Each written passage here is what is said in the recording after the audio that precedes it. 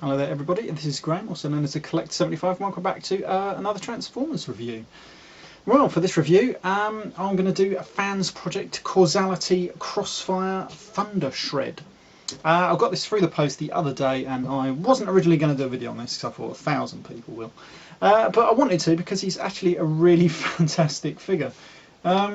Let's have a look at the box. Here we go. This is the box he comes in. Pretty much the same as the other two Causality figures so far. I think it's Flame Blast and Warcry.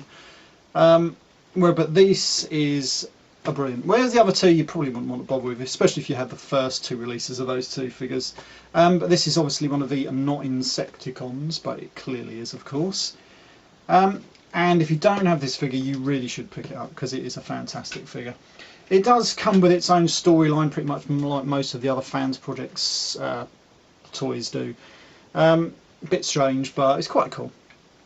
Let's get on to the figure itself. It's actually brilliant. This is THUNDERSHRED, obviously a homage to the Generation 1 Shrapnel.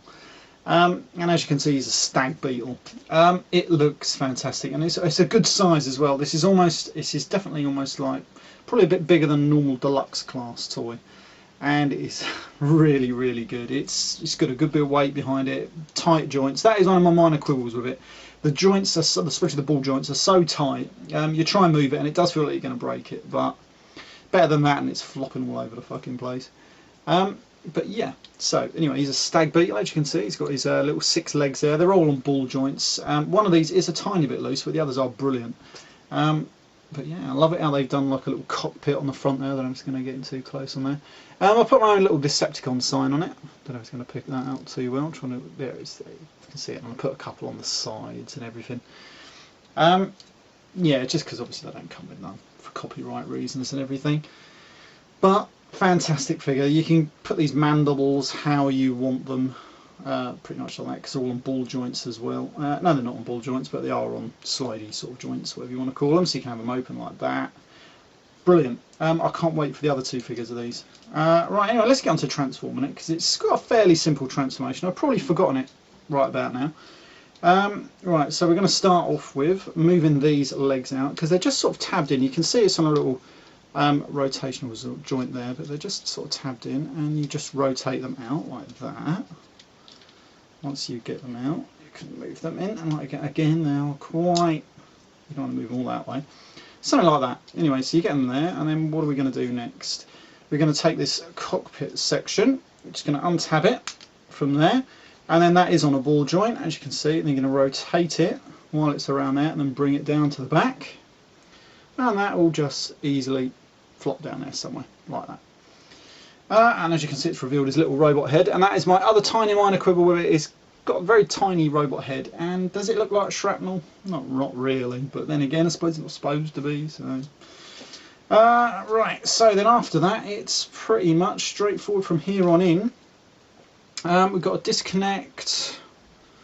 No, here we go. Right, he's got these little legs tabbed in just there, so we're going to just anchor them out slightly, but again the ball joints are so bloody tight, it feels like you're going to break it. I've got one out. So then we're just going to basically extend the leg, let me do it so you can actually see the bloody thing. Extend it, but at the same time you can see the arm joint just in here, because it sort of like all folds away into each other, and it's pretty good. Yeah, the only other minor quibble is you can see his little robot hand just sticking out of the knee joint there, because as you can see, as it opens out, the arm is in there, and when you originally transform this from robot to insect, oh, he's still holding this bloody weapon, isn't it? Oh, it won't bloody come out. I just sort of put that there for it somewhere to hold it in insect mode. Anyway, as you undo it, you can pull his arm free. There we go. And then just fold his little robot leg out. And then do the same with this leg. As you can see, there are a couple of little tabs just in there. That's what these plug into, and it holds every... Oh, fuck me, that didn't sound terrible. There we go. Holds everything in really, really well. Unlike all the bloody figures that you get from Hasbro these days, which are just fucking shit. It's occasionally you get a really decent figure, like, you know, I don't know, Universe Cyclones, for example. Brilliant figure. Very rare though, unfortunately. If they'd done them all like Fansproject do, fuck me, they'd probably be the biggest seller on the fucking planet or something like that. Right, so anyway, you've got the legs out like that. You're gonna turn these little insect legs around and put them up against the side of the leg like that. Then you're going to get his foot. You're going to just disconnect it from here. Then, this is another thing, this joint is so fucking tight and all, you've got to rotate it all the way around and then in there like that. And his foot's great because it's on a couple of ball joints actually, so you can pretty much pose him in some fantastic positions. Yeah, now then, where was I? That's got to fold out. As you can see, it's a bit finicky, especially with all the joints being so damn tight. But they do loosen up after you've transformed it a few times. And then you position them. I think I've actually got them foot around the wrong bloody way, haven't I? Yeah, I have. There we go. So I'm just going to, because obviously that's going to be his front legs, so let me just rotate them around. There we are. And then get the arms, and then we're going to flip them up to there. That should click in, I'm hoping. That's it. Pretty much like that. Flip them around, because his arms are on all these crazy joints. It's absolutely fantastic stuff. Now you flip him. We're going to rotate him 180 at the waist. I'm going to take these bloody mandible things off, because I don't like them. They can give them that classic shrapnel look, but yeah, they're just too big for him to do that. But you can do the same sort of thing with his legs, which is pretty damn cool. Right, so once we've got them to there, these rotate around. Let me just do it like this so you can sort of see it, because I don't want to break the bloody thing. There we go. As you can see, this like whole arm shoulder section is going to rotate. Well, I don't want to do it now because he's both bloody hands to do it.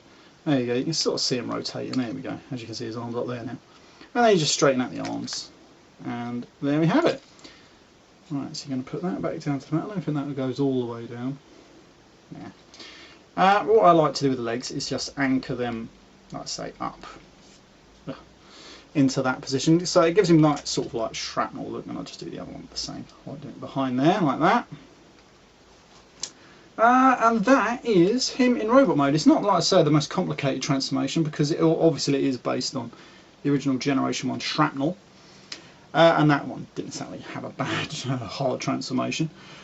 With these little weapons, you can put them on his forearms like that, because they come with those little clip system joints that a lot of the Transformers come with today, allowing you to swap weapons around and everything. So you can put them on there, giving him these giant scythe sort of weapons on his arms. Brilliant, absolutely fantastic. And another thing you can do is, I'm just going to take a couple of these out, because what happens is these all come separate.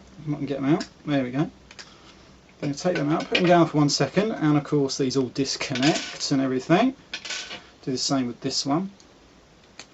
This is actually the first time I've made half these weapons, so bear with me for 1 second.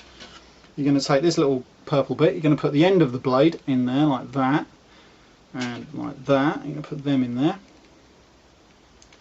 if they want to go in, that is.